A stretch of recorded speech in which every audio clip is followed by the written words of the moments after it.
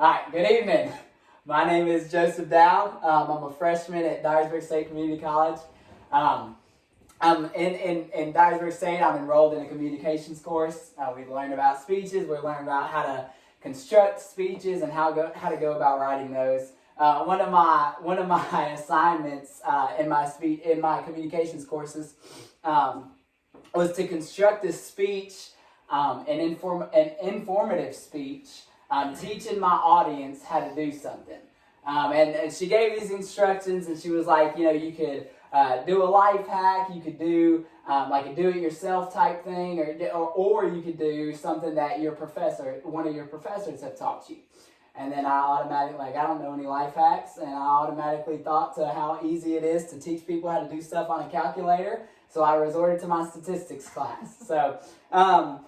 So I was never really a math person, and then I got enrolled in this statistics course, and I was shown that all you need is a calculator. You don't need to know how to do math. You just need to know how to use a calculator. So I'm going to teach you guys today how to construct a confidence interval. Okay, my goals for this speech are to understand what a confidence interval is, to become familiar on when to use confidence intervals, and to learn how to construct your own confidence interval.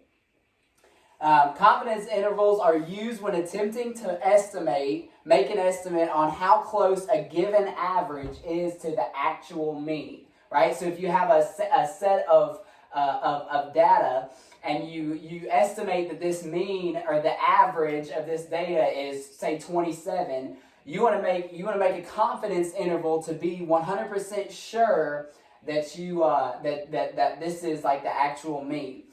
Before we talk about confidence intervals, we need to understand statistical terminology.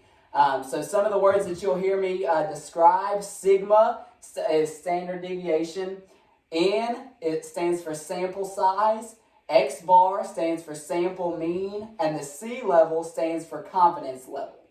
And so in order to construct a confidence interval, you must first know what the sample size is, the sample standard deviation, and the sample mean is.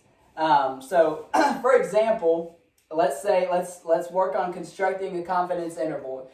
I'm going to read this. It says, for example, say that you would like to find a 90% confidence interval that from a random sample of 12 months, the average monthly rainfall in Tennessee is 20 inches with a standard deviation of 10 inches. So let's say we want to be 90% confident that we can say that the average monthly rainfall is 20 inches, okay, with a standard deviation of 10. And so to construct a confidence interval with this given problem, you're going to take your calculator, okay? You're going to press this stat button right here. You're going to go over to tests, and you're going to go down to the 7th option that reads Z interval.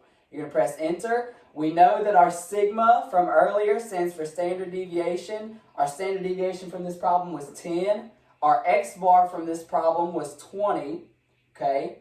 And then our N, or our sample size, was 8. Or was 12. We took a sample of 12 months. And then our C level, the confidence level that we're looking for, is 90%. So we're going to write that as 0.90 in the calculator.